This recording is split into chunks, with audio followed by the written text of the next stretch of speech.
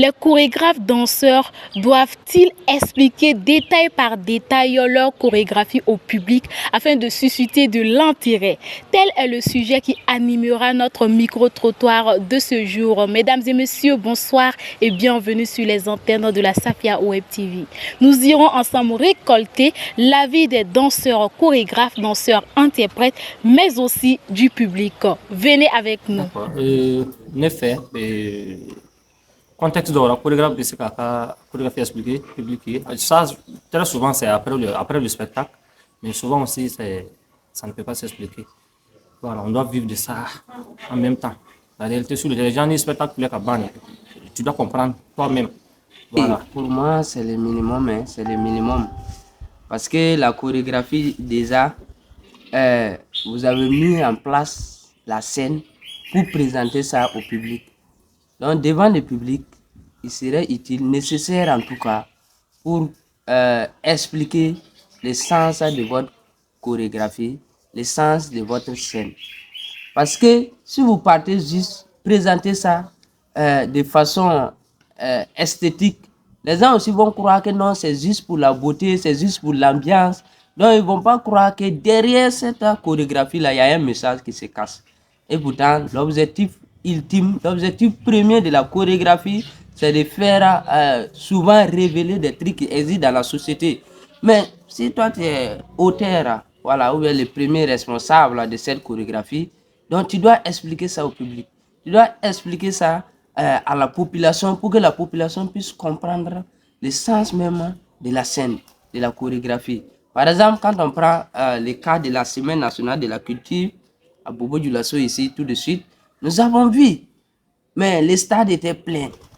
Il y avait plein de monde. Mais combien sont ceux qui ont compris le sens même des expressions culturelles qui ont été présentées au stade? C'est rare. C'est rare. Donc, quand c'est comme ça, c'est à toi d'expliquer. Et pourtant, en plein monde comme ça, où il y a le monde, le stade est plein, hein, le président est là, les membres du gouvernement sont là. Donc, si la population ne comprend pas, la population n'a pas compris le sens même de votre présentation, de votre œuvre culturelle, pour moi, c'est très, pour ne pas dire c'est inutile, c'est pas inutile, mais ça ne remplit pas en tout cas tous les sens même vraiment de l'œuvre. Bon, selon moi, pas forcément, parce que chacun vient et chacun sort avec ses ressentis. Donc, ce que tu as pris, ce que tu as observé, c'est pas forcé. Pour moi, c'est pas forcé. Mais il pourrait expliquer parce que tout dépendra du public qu'il a en face de lui. Il y a des gens, on n'a pas besoin de leur expliquer pour qu'ils comprennent. Parce qu'il y a des gens, déjà, dans l'art, ils s'y connaissent un peu. Donc, il y a des trucs, quand ils voient, ils comprennent facilement. Mais il y a des gens aussi qui ne comprennent pas. Donc, à ces personnes, on pourrait peut-être expliquer.